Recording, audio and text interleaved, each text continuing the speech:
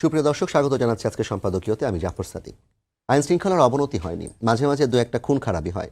হাদিকে গুলির ঘটনা বিচ্ছিন্ন, নির্বাচন এলে এ ধরনের ঘটনা ঘটে থাকে, এমন মন্তব্য করেছেন প্রধান নির্বাচন কমিশনার। আর হাদির উপর হামলার প্রতিবাদে কেন্দ্রীয় শহীদ মিনারে সর্বদলীয় প্রতিরোধ সমাবেশে এনসিপি নেতা নাহিদ ইসলাম সিইসির বক্তব্যের তীব্র সমালোচনা করে বলেছেন, একথা বলার পর সিইসি আর দায়িত্বে থাকতে পারেন না। জামায়াতের দাবি সিইসিকে তার বক্তব্যের ব্যাখ্যা দিতে হবে।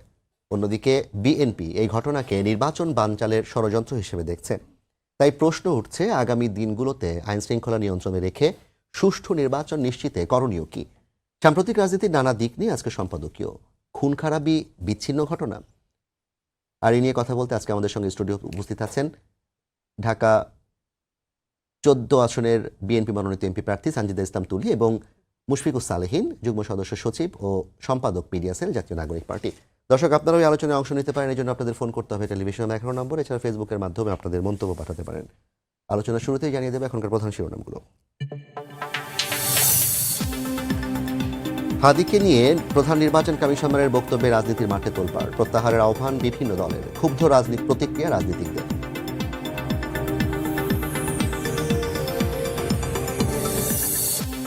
নির্বাচন বানচালে ষড়যন্ত্রের অংশ হিসেবেই গুলি করা হয়েছে হাদিকে, বললেন তারেক রহমান। একটি গোষ্ঠীর বিরুদ্ধে বিএনপি নিয়ে চক্রান্তের অভিযোগ মির্জা ফখরুলের।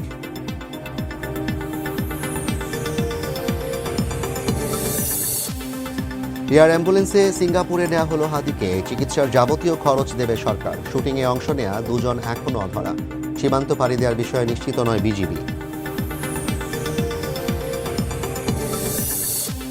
শেখ হাসিনার আমৃত্যু কারাদণ্ডের রায়ের বিরুদ্ধে সুপ্রিম কোর্টে আপিল, মৃত্যুদণ্ড চায় প্রসিকিউশন। সাবেক স্বরাষ্ট্রমন্ত্রী কামালেরও সাজা বাড়ানোর আবেদন।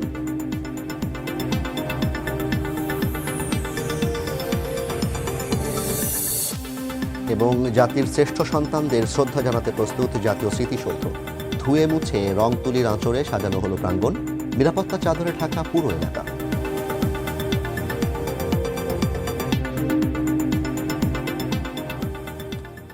সানজিদা ইসলাম তুলি, মুশফিকুস সালেহীন, আপনাদের দুজনকে স্বাগত জানাচ্ছি। তুলি আপা, আপনাকে দিয়ে শুরু করতে চাই। যেহেতু আজকে এবং গত কয়েকদিন ধরে রাজনীতির মাঠে নানা ধরনের ঘটনা ঘটছে, সেই ঘটনার প্রেক্ষিতে বিভিন্নজন বিভিন্ন মন্তব্য করছেন, কিন্তু আজকে সিইসি যে মন্তব্য করেছেন এবং তার যে তীব্র প্রতিক্রিয়া রাজনৈতিক দলগুলো দেখিয়েছে, সবচেয়ে বড় কথা বিএনপির ভারপ্রাপ্ত চেয়ারম্যান তারেক রহমান বলেছেন যে এটি হাদিকে গুলি করার ঘটনা নির্বাচন বানচালের একটা ষড়যন্ত্র। হাদিকে গুলি করার মধ্য দিয়ে আসলে নির্বাচন কিভাবে বানচাল করা যেতে পারে, কিংবা এটাকে কেন ষড়যন্ত্র হিসেবে দেখছে বিএনপি? আপনারা ধন্যবাদ সবাইকে, সময় টিভিকে। আপনারা জানেন যে বিগত সময়ে আওয়ামী ফ্যাসিস্ট শক্তি দ্বারা কিন্তু অনেক মানুষকে হত্যা করা, গুম করা আমরা দেখেছি আমাদের সামনে। জুলাইয়ে আমার ভাইদেরকে কিভাবে হত্যা করা হয়েছে আমাদের সামনে করা হয়েছে।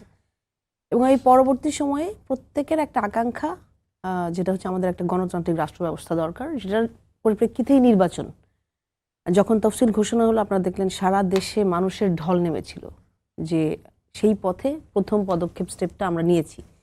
এবং এই যে নির্বাচনকে ঘিরে এত পরিকল্পনা, সেই ক্ষেত্রে অংশগ্রহণ করেছে কারা? হাদির মতো, আমাদের মতো যারা, এবং আপনারা বিভিন্ন গণতান্ত্রিক ব্যবস্থায় যারা আছেন, রাজনৈতিক দলের সেই নেতৃবৃন্দ অংশগ্রহণ করতে যাচ্ছেন। সেখানে আমাদের নতুন তরুণ প্রজন্মের এনসিপিও আছে। হাদির মতো যারা সোচ্চার কণ্ঠস্বর, ফ্যাসিবাদের বিরুদ্ধে মানে এর আপোষহীন, তো এইরকম কণ্ঠস্বরকেই টার্গেট করা হয়েছে। এবং আপনি দেখেন এই হুমকিগুলো কিন্তু চলে আসছিল। এই কথাটা কিন্তু এমন ছিল না যে আমাদের মধ্যে চলমান ছিল না, অনেকদিন যাবতই এটা চলমান, ঘুরছে কথাটা, সব জায়গায় ঘুরছে যে তারা অনেক কিছু করতে চায়, দেশের মধ্যে অরাজকতা সৃষ্টি করতে চাচ্ছে। দেশের বাইরে থেকেও দেশের মধ্যে যে অপশক্তির অংশ রয়ে গেছে তার দ্বারা কিভাবে বিশৃঙ্খলা সৃষ্টি করা যায়, জননিরাপত্তার ক্ষেত্রে আরও কি কি আসলে ক্ষতিকারক কি কি করা যায়, সেইগুলোই তাদের আসলে জল্পনা কল্পনা চলে। কারণ বাইরে থেকে দেশের মধ্যে, এর বাইরে আসলে কিছু করা তাদের পক্ষে সম্ভব না। যেমন তাদের একটা বক্তব্য আছে, নির্বাচন হতে দেয়া হবে না। তো আমার মনে হয় হাদি হচ্ছে আমাদের জন্য যে ইনসাফের প্রতীক, এবং হাদিকে এই জন্যই টার্গেট করা হয়েছে যে নতুন কণ্ঠস্বর। জুলাই পরবর্তীতে আমরা হাদি আমাদের জন্য প্রতীক, নতুন বাংলাদেশ গড়ার জন্য। তো সেই কারণেই হাদিকে টার্গেট করা হয়েছে। এবং এর সাথে সংশ্লিষ্ট যারা আপনি দেখেছেন যে যাদের ইনভেস্টিগেশনে এসছে ছাত্রলীগের যারা এটার সাথে থেকে খুবই ওয়েল প্ল্যান্ড ওয়েতে কিন্তু টার্গেট করে এইভাবে কিলিংয়ের মিশন নিয়ে তাকে শুট করা হয়েছে। তো এইটাকে আমরা আসলে হাদিকে আওয়ামী লীগ থেকে আলাদা করতে পারিনি এবং সংশ্লিষ্টতা ওখানে আসলেই চলে আসে। হাদিকে আক্রমণ করার পর কিংবা হাদির উপর যে গুলি করার পর আপনারা দল হিসেবে আপনারা কিংবা একজন প্রার্থী হিসেবে আপনারা কতটা আতঙ্কগ্রস্ত কিংবা কতটা এই বিষয়ে নিরাপত্তাহীনতায় ভুগছেন? আতঙ্কগ্রস্ত আমরা বলবো না। আপনারা জানেন যে আমরা একটা ট্রানজিশনাল ডেমোক্রেসির মধ্য দিয়ে যাচ্ছি। বিগত 15 বছরে আমরা চরমভাবে এরকম সবসময় হ্যারাসমেন্টের মধ্যে ছিলাম, আতঙ্কের মধ্যে কাটিয়েছি এবং জুলাই অভ্যুত্থানের পরে এখন কিন্তু আমরা কথা বলতে পারছি এবং এটাই আমাদের বড় শক্তি যে আমরা পরিবর্তনটা নিয়ে আসছি।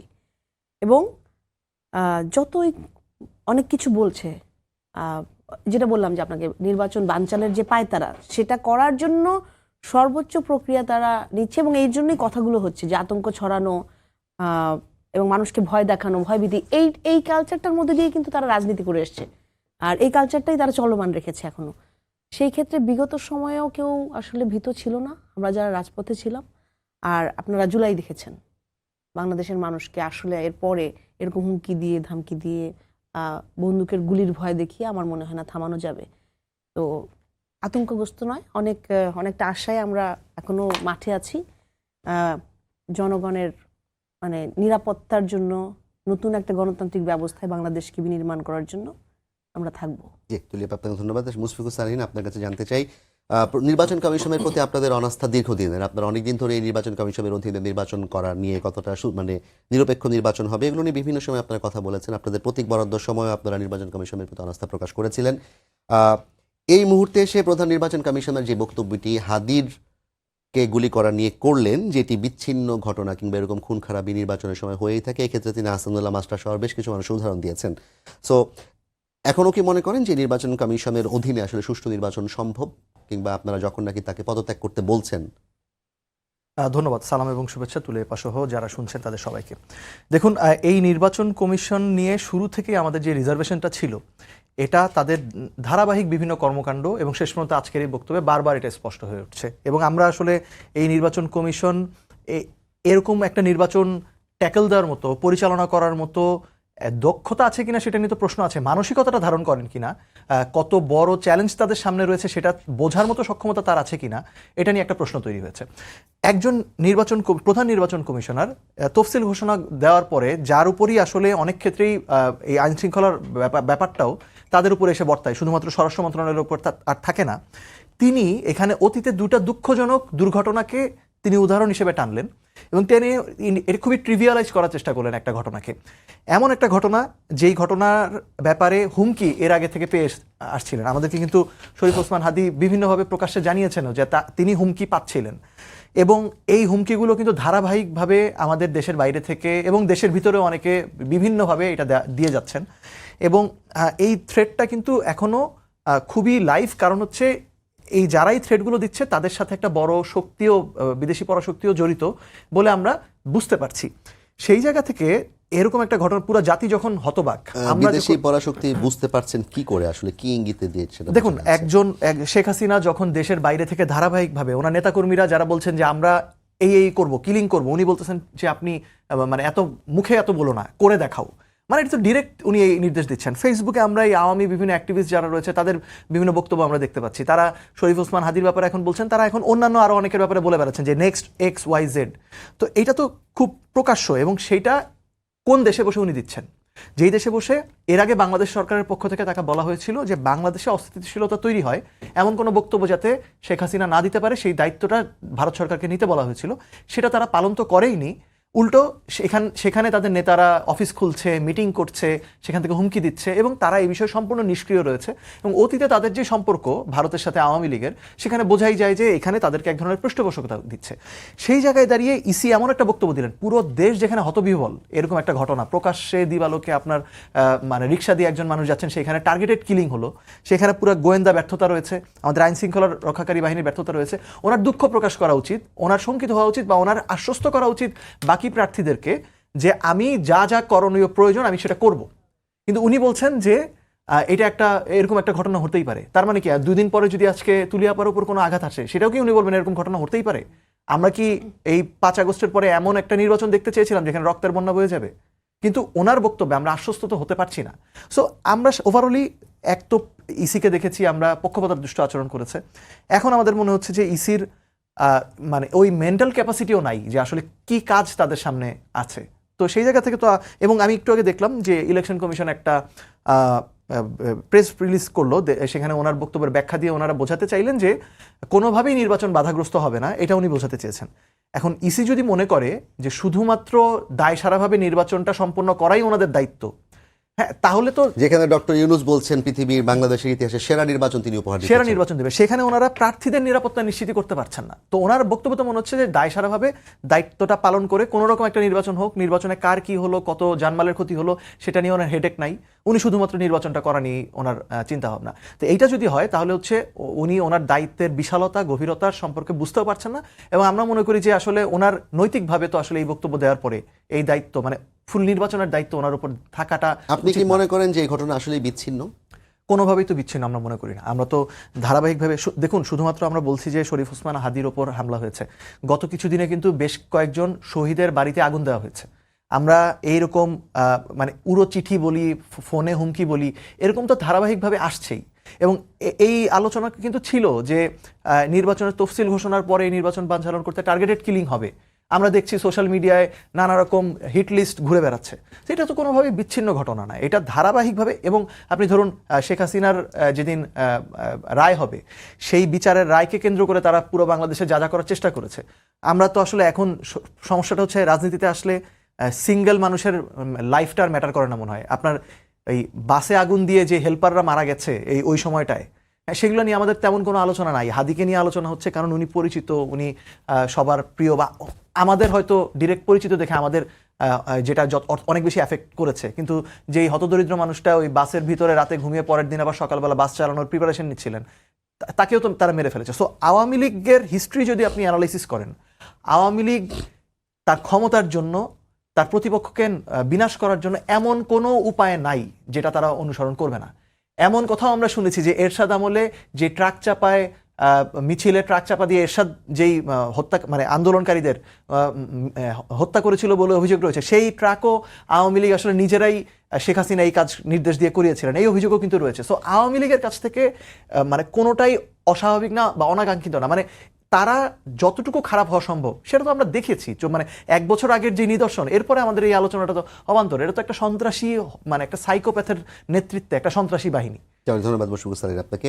দলীয় আজকে একটা সর্বদলীয় প্রতিরোধ সমাবেশ হয়েছে এবং সেই সমাবেশে এনসিপি, জামায়াত সহ অন্যান্য যে রাজনৈতিক দলগুলো ছিল মোটামুটি সবাই সেখানে ছিল। আমি বিএনপির কোনো প্রতিনিধি দেখতে পাইনি, সেটি নিশ্চয়ই আপনি জানাবেন তারা কেন সেখানে ছিল না। দ্বিতীয়ত হচ্ছে সেখানে সদ্য পদত্যাগকৃত একজন উপদেষ্টা মাহফুজ আলম তিনি বলেছেন, যেটি মুশফিকুর সালিহিন বললেন, যে বহির্বিশ্ব থেকে মানে বহির্বিশ্ব মানে দেশের বাহির থেকেও চক্রান্ত হচ্ছে, হুমকি আসছে। যদি জুলাইয়ের পক্ষের শক্তিরা ভালো থাকতে না পারে তাহলে বিরোধী শক্তিকেও ভালো রাখতে দেওয়া হবে না, মানে শত্রুপক্ষকেও ভালো থাকতে দেওয়া হবে না। আপনি কি মনে করেন এই স্ট্যান্ডটা ঠিক আছে কিনা? প্রথমে একটু বিএনপি আসলে প্রতিরোধ সমাবেশে ছিল কিনা? হ্যাঁ, আমাদের তরফ থেকে আপনি জানেন বাংলাদেশ জাতীয়তাবাদী দলের ভারপ্রাপ্ত চেয়ারম্যান তার স্ত্রী ডক্টর জুবাইদা রহমান হসপিটালে গিয়েছিলেন প্রথমেই হাদির পাশে, হাদির পরিবারের পাশে দাঁড়ানোর জন্যে, এবং তাদের আসলে তাদের পাশে দাঁড়িয়ে তাদের সর্বোচ্চ চিকিৎসা ব্যবস্থা যেন নিশ্চিত করা হয় সেটার জন্য ব্যবস্থার জন্য কথা বলতে।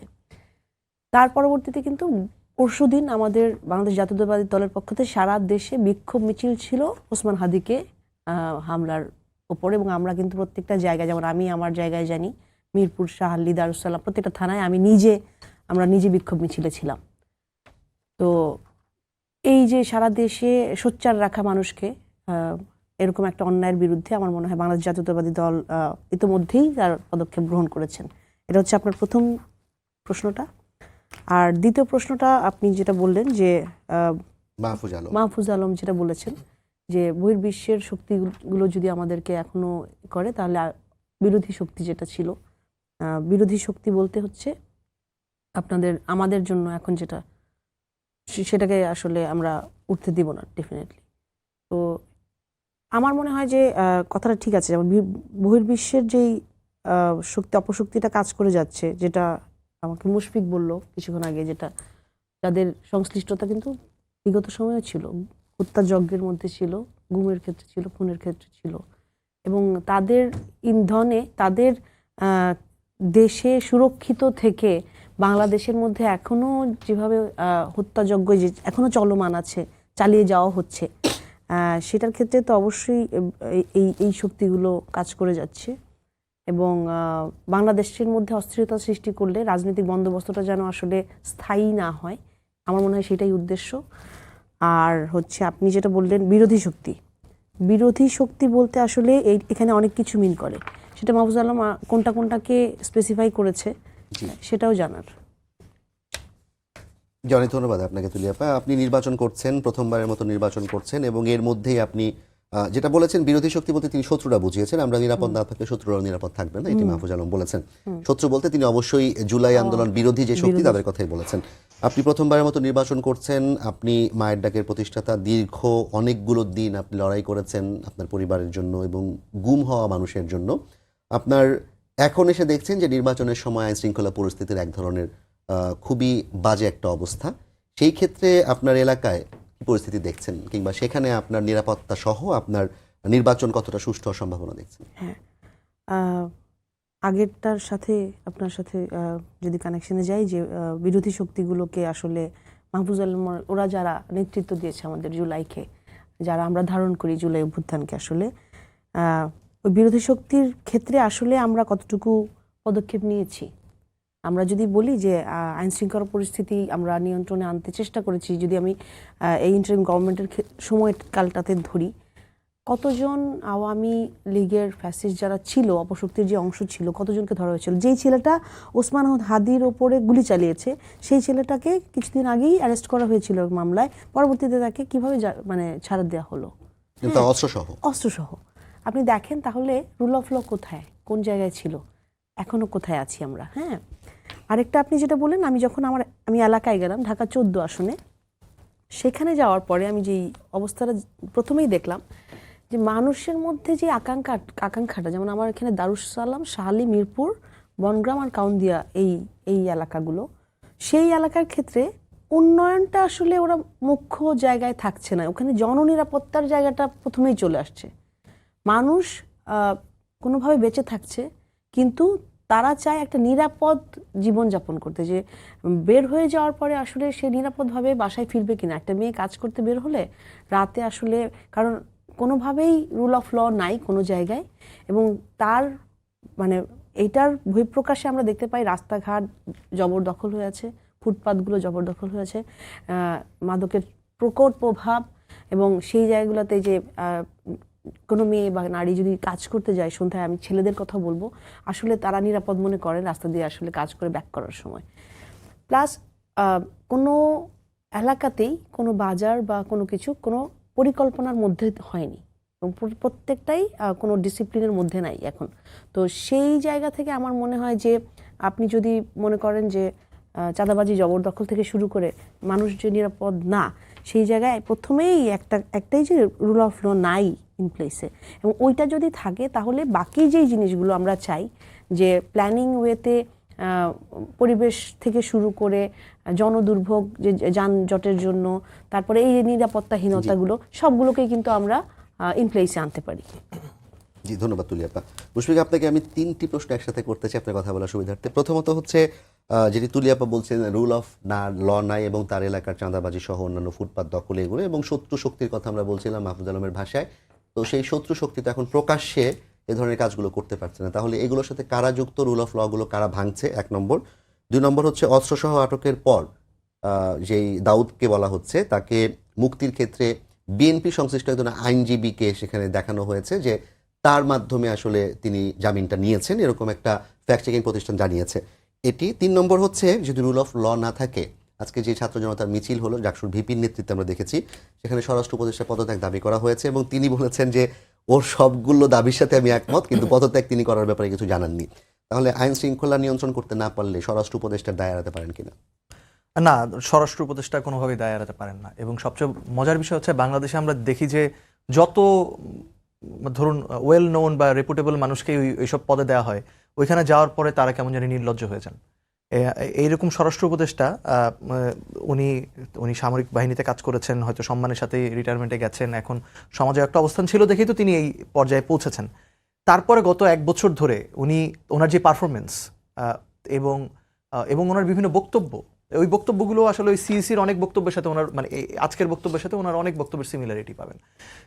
উনি রুল অফ ল ধরুন যখন পুরো দেশ জুড়ে মাজার ভাঙা হয়েছে উনি কোনো ব্যবস্থা নিতে পারেননি, যখন এই যে বিভিন্ন রকম সহিংসতা হচ্ছে বাউলদের সাথে সেটা নিয়ে কোনো ব্যবস্থা নিতে পারেননি, এবং সবশেষ যখন এসে আজকে একজন নির্বাচনে স্বতন্ত্র প্রার্থী সে তার উপর হামলা আসলো, তখনও তিনি আসলে এখন বলছেন সবকিছু মানে ওনাকে তো আমরা গত 2-3 দিন কোনো ভিজিবল অ্যাক্টিভিটিসে দেখলাম না। একটা দেখলাম যে অপারেশন ডেভিল হান্ট 2 আর একটা লঞ্চ করা হয়েছে, সেটার ইফেক্টিভিটি কতজনকে আসলে আটক করা হয়েছে সেটাও আমরা দেখলাম না। গতকালই প্রায় 1500 আটক করেছে। আচ্ছা, 1500 আটক করেছে। সো এই 1500 আটকগুলো আমরা আবার দেখছি বিভিন্নভাবে জামিন পেয়ে ছাড়া পেয়ে যাচ্ছে। তো ওনার ওভারঅল যে পারফরমেন্স, এই পারফরমেন্সের পরে আসলে ওনার যদি আত্মসম্মান বোধ থাকতো, ওনার নৈতিক দায়টা নিয়ে ওনার উচিত যে এই জায়গাটা ছেড়ে দেওয়া। আর যদি ওনার মনে হয় যে না কোনো কারণে উনি অপারগ, এখন হয়তো বিকল্প কাউকে পাওয়া যাচ্ছে না, সেটা ওনার বলা উচিত যে আমি যতটুকু সামর্থ্যের মধ্যে আছে দায়িত্ব পালন করে যাব। উনি এরকম এটা কিছুটা হাস্যকর মানে হাস্যরসের বিষয়ে পরিণত হয়ে যাবেন উনি, মানে দুঃখজনক বিষয়টা তা এরকমই। কিন্তু তারপরে কথাটি হচ্ছে উনি যেভাবে দায়িত্ব পালন করেছেন, রুল অফ ল মেনটেন না করতে পারার দায় ওনার উপর সম্পূর্ণভাবে বর্তায়। আমরা দেখেছি পুলিশ সংস্কারের তেমন কোনো উদ্যোগ নেওয়াই হয়নি। পুলিশকে আবার ধরুন যেসব সদস্যরা ডিমোটিভেটেড ছিলেন তাদেরকে আবার কনফিডেন্স দেওয়ার কোন একটি মানে উদ্যোগ নিয়েছেন তেমনটা আমরা দেখিনি। আবার যে পুলিশ সংস্কার পুলিশ কমিশন যেটা করা হচ্ছে সেটাও নখদন্তহীন একটা কিছু করা হচ্ছে, সেটাও আমরা দেখছি। সো আলটিমেটলি ওনার ফুল যেই পরীক্ষায় উনি উত্তীর্ণ হয়েছেন, পুলিশ সংস্কার কমিশনের প্রস্তাবের বিপরীতে যে ব্যবস্থা নেওয়া হচ্ছে সেটাকে টিআইবি আজকে বলেছে হাস্যকর এবং মানে বাতুলতা ছাড়া আর কিছুই না এটি। সো তার মানে আমরা দেখতে পাচ্ছি সার্বিকভাবেই আপনার এই স্বরাষ্ট্র উপদেষ্টাকে কোনো দিক থেকেই আসলে আমরা আসলে পাশমার্ক দেওয়াটা কঠিন হয়ে যাচ্ছে। মানে অন্য সব অপরাধ বাদ দেন, ঢাকা শহরে আসলে এখন রাতের বেলা যেই অনিরাপত্তা, যেখানে ছিনতাই চুরি রাহাজানি, যেমনটা এই যে চাঁদাবাজদের দৌরাত্ম্য, এই কোনো কিছুই তো উনি কোনো স্ট্রং পজিশন ওনাকে আমরা দিতে দেখিনি। ওনাকে আমরা দেখেছি প্রায় 8-10 মাস আগে থেকেই অনেকগুলো দল ওনার পদত্যাগ দাবি করেছিলেন, কিন্তু আমরা আসলে ওনাকে আর একটু সময় দিতে চেয়েছিলাম যে হ্যাঁ শুরু থেকে হয়তো গুছিয়ে নিতে, পুরো যে একটা অরাজক সিস্টেমকে একটা কার্যকর ব্যবস্থায় পরিণত করতে সময় লাগবে, সেটা উনি করতে পারলেনই না। এখন যেটা হচ্ছে আসলে মানে ওনার উচিত যে ওনার নিজের নীতিবোধ থেকেই আসলে ব্যবস্থাটা নেওয়া উচিত। আর এর বাইরে যেটি বলছেন জামিনের প্রসঙ্গটি, দেখুন আমরা তো আসলে বাংলাদেশে দেখি যে বাংলাদেশে যারা আইনজীবী রয়েছেন, আইনজীবীরা আসলে ডিফেন্স লয়ার তো থাকবেই। ধরুন বিভিন্ন অপরাধ করলে সেই অপরাধের যারা চোর ডাকাতি বা খুনের ব্যক্তি খুনি যারা, তাদের পক্ষেও তো আসলে উকিল থাকতে হয়, এটা তো বিচার বিভাগের পার্ট। কিন্তু যারা রাজনীতি করেন তাদের তো কিছু মোরাল স্ট্যান্ড থাকে, তাদের রাষ্ট্র সম্পর্কে সমাজ সম্পর্কে তাদের কিছু অবস্থান থাকে। সো তারা আসলে তাদের নিজেদের ওই আইন ব্যবসা আর তাদের এই রাজনীতি, এই দুইটার মধ্যে যে লাইনটা আছে, লাইনটা অনেক সময় মেনটেন করতে পারেন না। আমরা দেখেছি যে জামাতের একজন প্রথিতযশা আইনজীবী রয়েছেন, তার বিরুদ্ধে অভিযোগ রয়েছে যে তিনি আবরার ফাহাদের মৃত্যু মানে হত্যাকাণ্ডের সাথে যারা জড়িত তাদের সাথে তিনি আইনজীবী হিসেবে কাজ করেছেন। এখন আমরা দেখছি যে এই বিএনপির কায়সার কামাল আইন বিষয়ক সম্পাদক, উনিও এই জামিনের সাথে যুক্ত ছিলেন, ওনার আইনজীবী ছিলেন।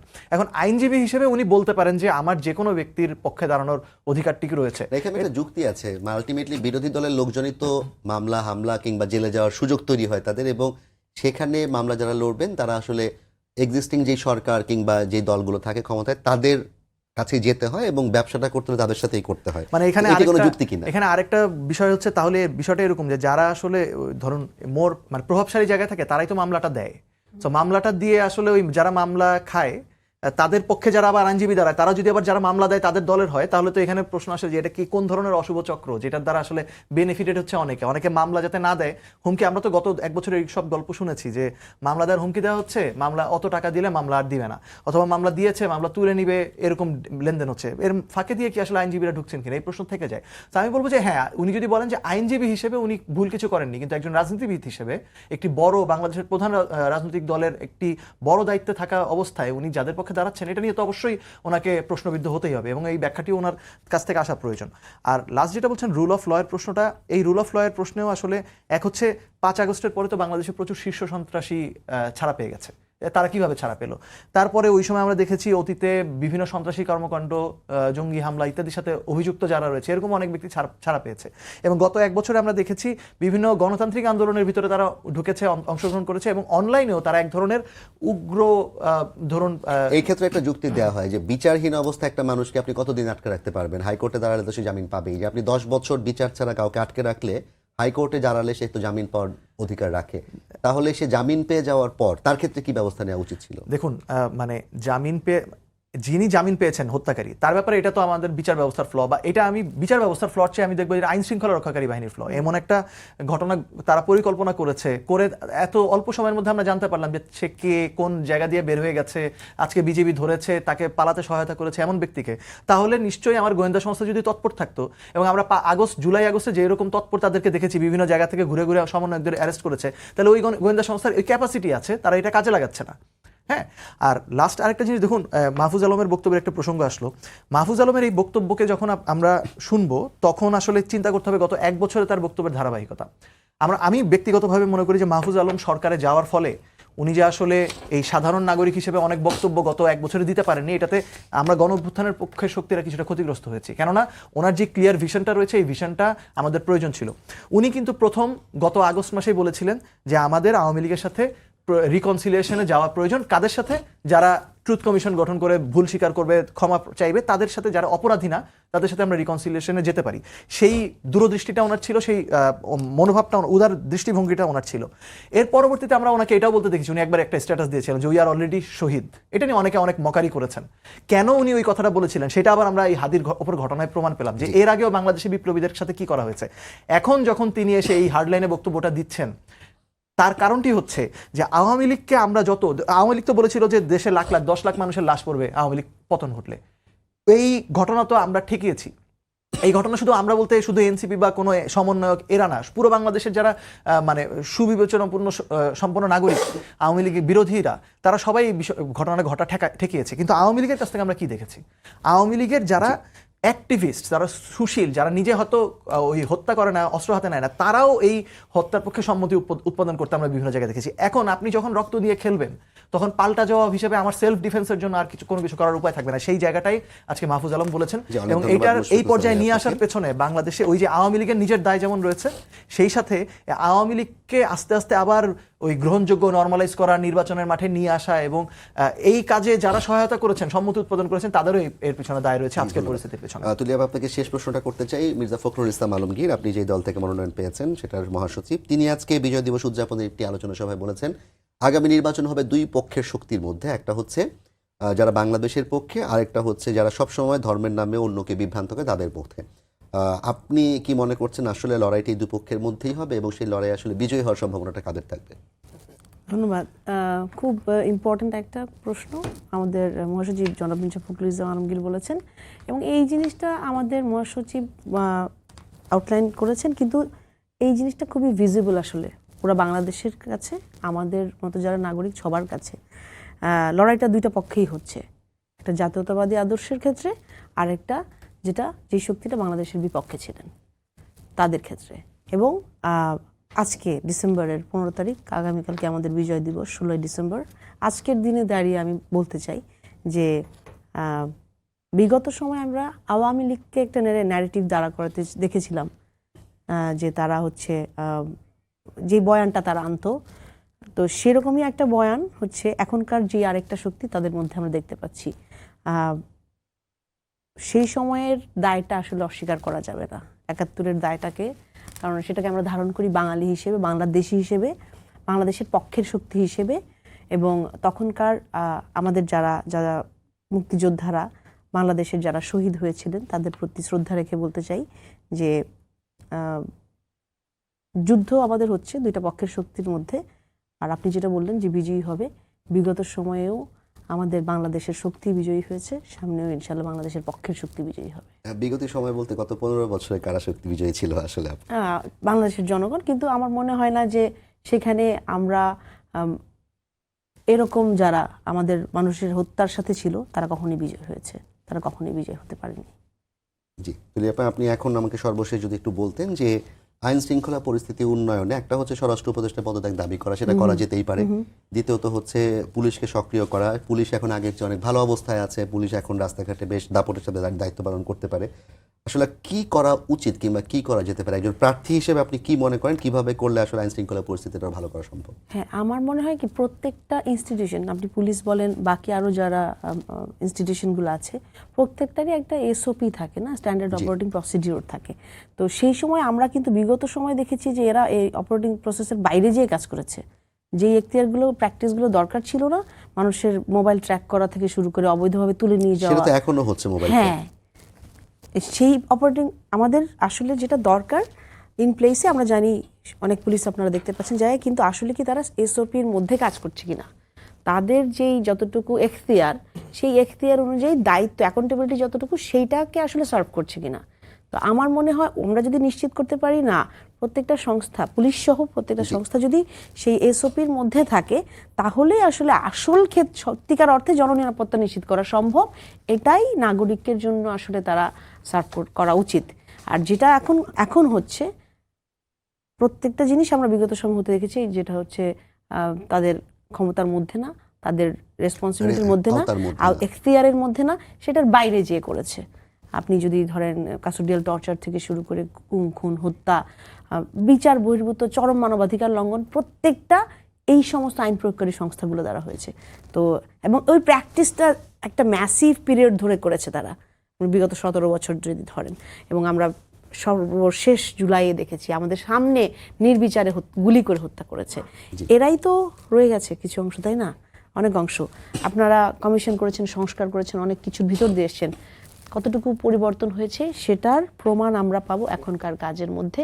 আমরা চাবো প্রত্যেকটা সংস্থা যেন এসওপির ভিতরে থাকে এবং এটার প্রতিফলন তাদের কাজের মধ্যে আমরা দেখতে চাই। অনেক ধন্যবাদ তুলি আপনাকে, সঞ্জিদ ইসলাম তুলি। একই সাথে ধন্যবাদ মুশফিকুল সালিন, আপনাকে সময় দেওয়া যাচ্ছে না। দর্শক, আমাদেরও প্রত্যাশা থাকবে বাংলাদেশের যে আইন শৃঙ্খলা রক্ষাকারী বাহিনী আছে তারা তাদের স্ট্যান্ডার্ড যে অপারেটিং প্রসিডিওর আছে তার মধ্য থেকেই কাজ করবে এবং আইন শৃঙ্খলা কিংবা জননিরাপত্তার ব্যাপারে যেই উদ্বেগ তৈরি হয়েছে সেটি সমাধানে আসলে কার্যকর ভূমিকা রাখবে এবং অবশ্যই খুন খারাপিকে আমরা বিচ্ছিন্ন ঘটনা হিসেবে না দেখার মতো একটা পরিবেশ আমরা বাংলাদেশে পাবো।